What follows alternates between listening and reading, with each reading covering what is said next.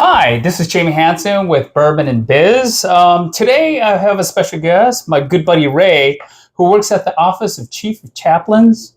Ray, could you give us a quick intro about yourself?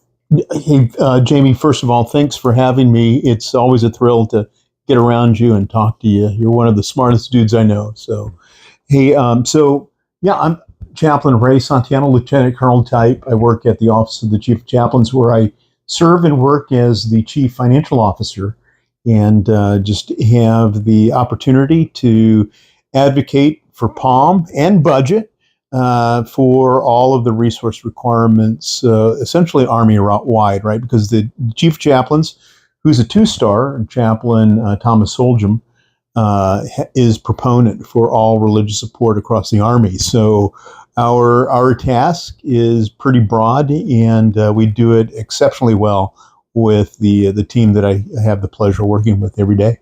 Well, I bet there's a lot of viewership out there that didn't even know that chaplains had comptrollers. Could you talk about some of the training that you guys have to do in order to become a comptroller? Yeah, well, so I'll quickly say something about my own background. So Sure. Before I put on the uniform, and largely because of September 11th, had no conception of coming to the military until September 11th happened, and like many others, wanted to do their part for God and country. And I just so happened to be a bivocational pastor who was an ordained Presbyterian minister. And I was at the same time fully occupied working as a comptroller in industry. So my last job was actually as a comptroller for Motorola's semiconductor product sector automotive division. So in Austin, Texas, in case you're wondering. But I spent almost 15 years in corporate America, working for Fortune 500s, providing financial management, comptrollership. And then I came into the Army, and it was, later as a senior captain, about 8-9 years into my captain years, where I got a tap on the shoulder from my branch, the Chaplain Corps, and asked if I'd be interested in putting my prior business experience, as well as my MBA, which I brought with me into the Army, to work and use as an Army chaplain. So and comptroller. So my tenure as a chaplain comptroller, I learned that we select few. Currently, there's about 20 of us who work as chaplain comptrollers. For others, unlike myself, who had no prior background in business or corporate financial management, we select the most promising, the brightest from our Corps, both enlisted and officer. Oh, wow. Yeah. So Wow. the screening criteria is they have to score well on the GMAT, and if they score well on the GMAT, then we advocate for them, and we send them to Syracuse Whitman School of Business, which you attended. Yeah. Yeah, and they complete the Defense Comptroller program, where they earn an MBA and a Master of Divinity. So excuse me, not Master of Divinity, but a MPA. Master's in Public Administration. And, so it's a dual master's program, great opportunity. And we put them to work is to serve as comptrollers, where they manage budgets and contracts, POM, military construction projects. Wow. Yeah. So my classmate was Chaplain Paul Yoon, who I think you know. I know him very well. Yeah. And he was a comptroller for the Chief of Chaplains as well. So you have a deep understanding of business and great business acumen. With that in mind, ASMC, do you think it's valuable for the young financial managers out there to belong to? And what is your history with that? So I am an active member of the American Society for Military Comptrollers, ASMC, and I have been active member since 2011. I've also had the opportunity to serve, if anyone out there was watching that's part of the Amigo chapter at Fort Bliss, had the opportunity to serve as a vice president of that chapter. So I've also been involved in some of the chapter leadership. But what a fantastic professional organization, not only for the camaraderie, the encouragement, the mentoring along the way. But ASMC just offers the type, the form of professional training and credentialing, right? CDFM, Yeah. Certified Defense Financial Manager, right? All of that is just a fantastic package for professional development and career enhancement, and hopefully, right, with your investment in these kinds of certifications and involvement in ASMC, career progression. Yeah, I think it's a valuable organization, and not just to be able to get the credentialing and everything else, but it's also a way to recognize excellence within your organization. They have an award program. And oh, by the way, every year they have individuals have a essay contest. And so they want to know and hear from everybody, what is the best thing that's going on? What is your take on all the different changes in the FM community? And in fact, I just want to brag a little bit. I do have right here on the shelf the Essay Contest Award. Essay Contest Award winner, yay, in 2021. So again, I highly recommend individuals to partake and go out there and take advantage of everything that ASMC has to offer. Well, Jayme, here's what I've found about ASMC. The leadership is exceptional. The professional training is bar none best in class. The people, the members themselves, patriots, passionate about, geeky things, right? Like accounting and accountability and auditing and things like that. But you have to move beyond kind of the business topics and understand the application, because we're bringing these expertise, this level of, high level of expertise for what application?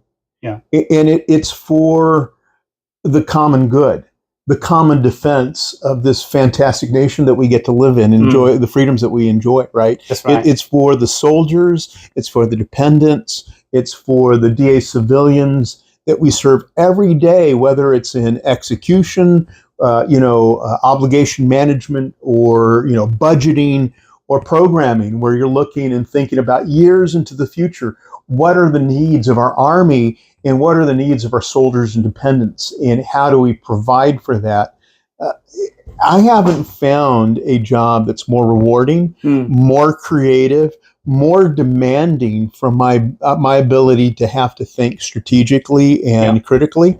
And if you're sitting out there and thinking about, what do I want to do with my life, and what direction do I want to go in with my life, friend, I want to speak to you directly.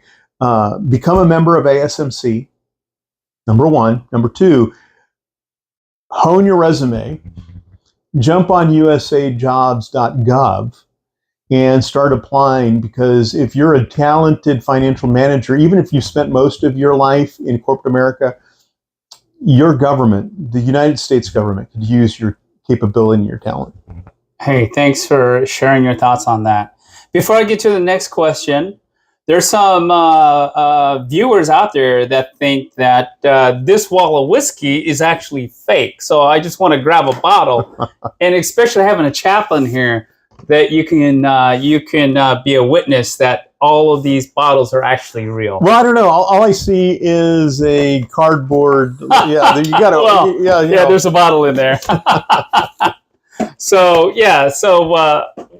again, on our spare time, Ray and I, being both comptrollers, we have this hobby that we have just started. And we created a online platform in which we share not just our hobbies, but our passion. It's called Bourbon and Biz. And it talks about anything under the sun when it comes to business. I think marrying those two things up is kind of a passion project of ours. Yeah. And I really like having those deep conversations about, hey, here's some of the new things that's coming down the horizon when it comes to, shaping business. And it gives us a good platform to talk some of the leaders in both the military, industry, contracting, everything under the sun. So I appreciate that about you. You keep all the conversations enjoyable. So thank you. Well, Jayme, let me just maybe even as a parting comment, just share this. I agree with you 100%. Our interest, and hopefully yours as well, is in bourbon, and maybe not so much bourbon, but perhaps business, or at least a self-interest in wanting to better yourself, and maybe that's why you're listening and wanting to develop yourself professionally. I think ultimately, bourbon and business is just the pretext to want, as a way to pull people into conversation. Yeah. I think genuinely our interest is in investing in other people. Yeah, definitely. In offering information, and hopefully helpful information that you've heard of life hacks. Hopefully we can be a life hack for you that helps you to advance in your career, in your life, maybe that much easier and faster. Yeah, thank you for that. My next question is, where do you see the Chaplain Corps growing in the future? What are some of the new changes? What are the new programs that you guys are offering? And what are they offering to the warfighter? Yeah.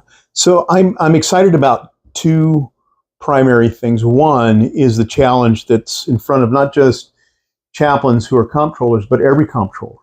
The reality is we live in a scarce, tight fiscal environment where today, unlike perhaps even other periods of time in military history, where scarcity and opportunity cost have to be, we have to be acutely aware. And, to quote, I believe it was Winston Churchill who said, "We've run out of money. Now we must think." Yeah. Yeah. So I think today, we're all called to think about how do we mitigate the challenge of opportunity costs so that we're prioritizing the most critical requirements, and how do we get after the most critical requirements with the limited resources that we have. That calls on creativity. It calls on an entrepreneurial spirit. It calls on a sense of ownership to be able to manage costs, ensure that funds are executed effectively and efficiently, and to reduce waste, right? That's a challenge that the Chaplain Corps is tackling, along with every other comptroller. Definitely. Primarily because every dollar that we can maximize goes directly into programs such as the primary program that we run, which is building strong and ready teams. Mm-hmm. That's all about looking at the challenges that leaders have in mitigating at-risk behaviors, suicidal ideation, domestic violence, you name it. The challenges for our leaders are broad and vast. And so all of us need to be thinking about how do we invest into our people? How do we provide our leaders with effective tools to address these leadership challenges? Yeah. And so the Chaplain Corps, through building strong and ready teams, is really getting after that. And so my job is to make sure that every dollar that's invested into this program goes to direct service and support and care of soldiers, dependents, and DA civilians. I've been a recipient of that. Strong Bonds, I believe, is one of the programs that you guys run. Yeah, right? so Strong Bonds was the legacy program. Okay. And that morphed into building strong and ready teams. So Strong Bonds was relationship focused, primarily to address the need of caustic relationships, domestic violence, divorces. Building strong and ready teams is more holistic. Okay. It looks at everything from spiritual resiliency, continues to look at relationship challenges and issues for leaders, and broadens that to also include moral leadership training. We are a profession of arms. Yeah. And we demand, as a nation, we demand that our soldiers, who are professionals in this profession, act and purport themselves with military bearing, with the Army values, with both national and international law. We just expect a lot by the way of ethical purportment from our soldiers. that perhaps other, unlike that's paralleled, unlike other professional militaries. Yeah, I agree with you there. Definitely. With that said, I know one of the things that's hot on the scenes right now is a lot of people are doing the 22 push-ups challenge. I'm a little bit critical of that because I don't think it really does anything. In fact, I think it actually hurts our military because a lot of young kids that would have joined maybe the military are now turned away because they hear about so many individuals, committing suicide. And I think a better thing that we could be doing is maybe make 22 phone calls. Yeah, that's good. We need to be more proactive, and doing 22 push-ups really doesn't do anything in my book. And really calling someone that that could be hurting, or a friend that you befriended while you're in service that you haven't checked up in a while, I think is much more helpful for the long run. So what do you think about that? I think that's right. So the causal factors of life that bring to a person to either suicidal ideation or to that place where they take that final act is complex. So what I'm about to say, here's my disclaimer, is an oversimplification. Yeah.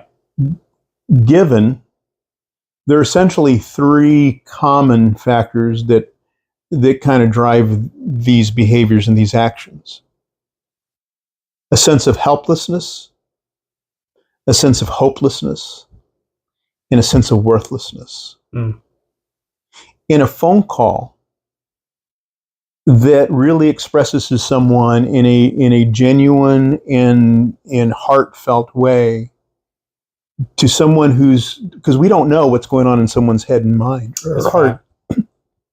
Someone that's hurting, a sense of there is help. To say something just by being there that brings hope and that says something positive in someone's life that helps them get at least a glimmer, a glimpse that they're a person of value. Yeah. Is certainly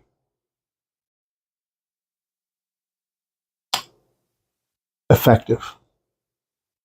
I agree with you, Ray. And again, I encourage all the FM community to go out there, check on your buddies. You never know that new budget analyst that's sitting, two rooms away may have been a soldier or officer or someone who went into harm's way, right? And that's what I like about the FM community is I think we have the brightest minds. And we have people who genuinely care. Yeah. So with that, I thank you today. Is there any last parting words before we shut down? No, I just want to echo what you said, because I think that's probably the most powerful way we can end. So I spent 10 years of my Army career as a battalion chaplain, out there with the soldiers, out there in the motor pool, spending time with the soldier. And I have a memory of a young specialist that came to me after I'd spent weeks after I'd spent some time in his motor pool. And he said, Chaplain, you'll never know, but I was thinking of going home and taking my life. And what changed things for me is, you didn't talk about anything spiritual. You didn't talk about anything religious. You just hung out with me and you joked with me, and I felt like a person. And I felt like I was valued, and I felt, like I had some worth because you took time out of your busy schedule and work to just spend an hour with me. And I think we could probably touch and impact more lives if we just had that perspective and spent time with people and encourage people along our way. Well, thank you, Ray, for joining us today and celebrating the 70th Jubilee for ASMC. And congratulations. For all the viewers out there, thank you for supporting this channel. And again, we welcome anybody to be able to join this podcast and also share your thoughts on what you think of ASMC, because we definitely think it's a wonderful organization and we highly recommend to everybody in the FM community. So thank you. and have a good day. God bless. All the best.